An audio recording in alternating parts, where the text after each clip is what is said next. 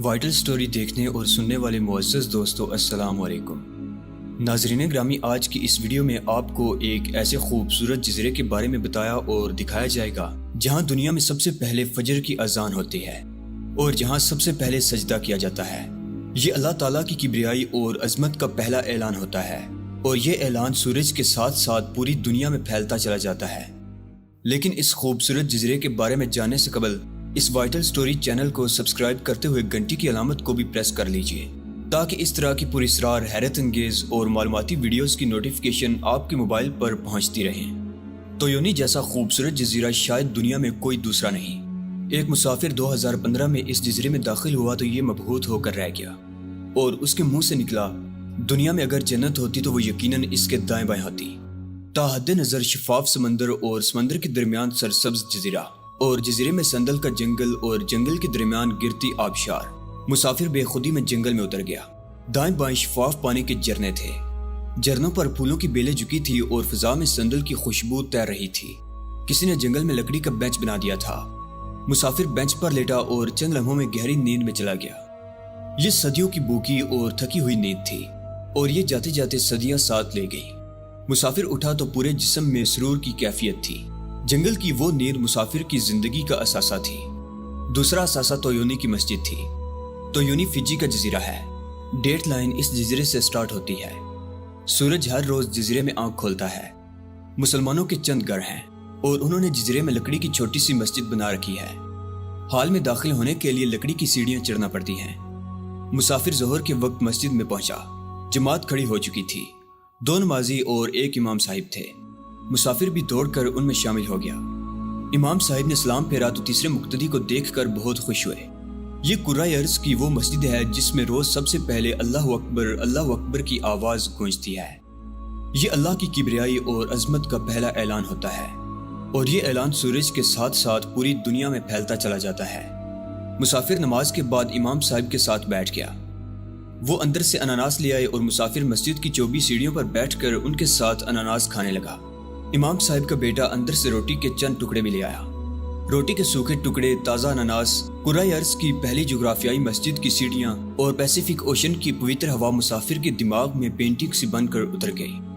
امام صاحب بتانے لگے، تویونی ڈیٹ لائن پر ہے۔ دن کا آغاز ہم سے ہوتا ہے۔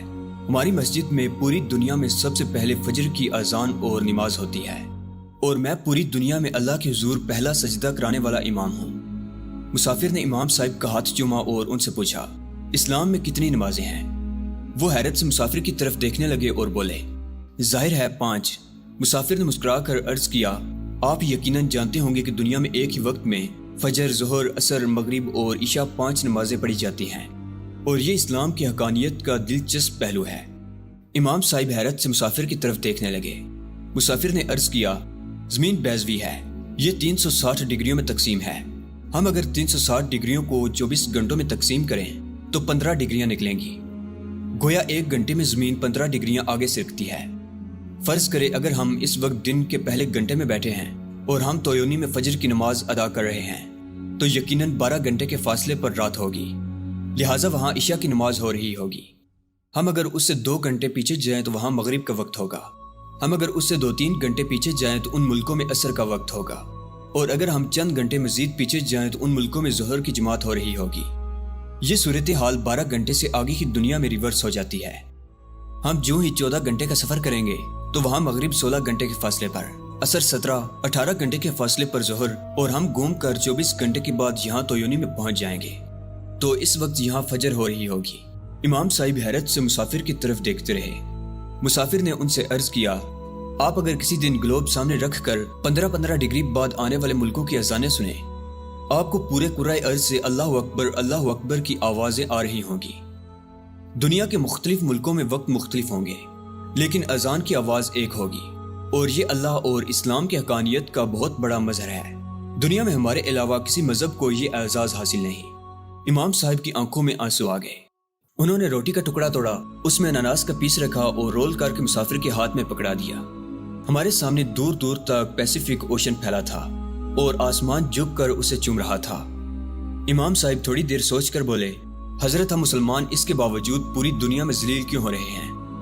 مسافر نے ہاتھ آگے بڑھا کر ان کا ہاتھ کھینچا उस पर बोसा दिया और अर्ज किया, जनाब मैं हजरत नहीं हूँ, हजरत आप हैं।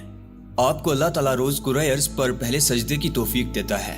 हम लोग दुनियादार और हवस के पुजारी हैं। हमारे गले में लालच और जिल्लत के तोक लटक रहे हैं और हम घिसट घिसट कर कंफ्यूज जिंदगी गुजारते हैं।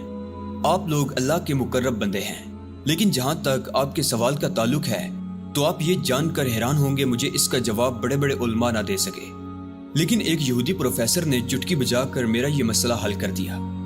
वो मुझे पेरिस के इस्लामिक सेंटर की छत पर मिला। इस्लाम पर रिसर्च कर रहा था, अरबी नस्ल था। वो सैकड़ों मरतबा कुरान मजीद पढ़ चुका था।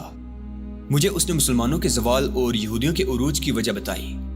उसने मुझसे पूछ लिया था कि नबी अकरम सल्लल्लाहु अलैहि वसल्लम पर कौन सी आयत सबसे पहले उतरी थी। मैंने अर्ज किया, इक़रा बिस्मि रब्बिकल लज़ी खलक। उसने पूछा, इसका क्या मतलब है? मैंने अर्ज किया, पढ़ो अपने रब के नाम से जिसने पैदा किया। उसने कहा, तुम मुसलमानों के जवाल और हमारे उरूज की वजह अल्लाह के इस पहले फरमान में पोशीदा है। अल्लाह ने तुम्हारे रसूल सल्लल्लाहु अलैहि वसल्लम के जरिए तुम्हें हुक्म दिया था, पढ़ो, अल्लाह के नाम पर पढ़ो, कलम पकड़ो, तहकीक करो, इल्म का अंबार लगा दो। लेकिन तुमने कलम की बजाय तलवार पकड़ ली। अल्लाह अगर तुम्हारे हाथ में तलवार चाहता तो वो फरमाता लड़ो अल्लाह के नाम पर, जबकि उसने पढ़ो कहा था। लेकिन तुम लड़ने में मसरूफ हो गए और आज तक लड़ रहे हो जबकि हम पढ़ रहे हैं। और ये हकीकत है, कलम बहरहाल तलवार और तोप से ज्यादा मजबूत होता है, क्योंकि तलवार और तोप बनाने और फतह याब होने का तरीका भी कलम बताता है, और तुम्हारे पास कलम नहीं। मुसाफिर रुक गया। इमाम साहब ने रोटी का एक और टुकड़ा आगे बढ़ा दिया। मुसाफिर ने सीने पर हाथ रख कर वो भी कबूल कर लिया और इसके बाद अर्ज किया, लेकिन यहूदी प्रोफेसर की अगली बात इससे भी ज्यादा दिलचस्प थी। उसका कहना था, हम यहूदियों का एक फिरका मुसलमानों को अपना मोहसिन समझता है। ये मस्जिदों के करीब खड़े होकर हर नमाज के दौरान जोर से आमीन कहता है।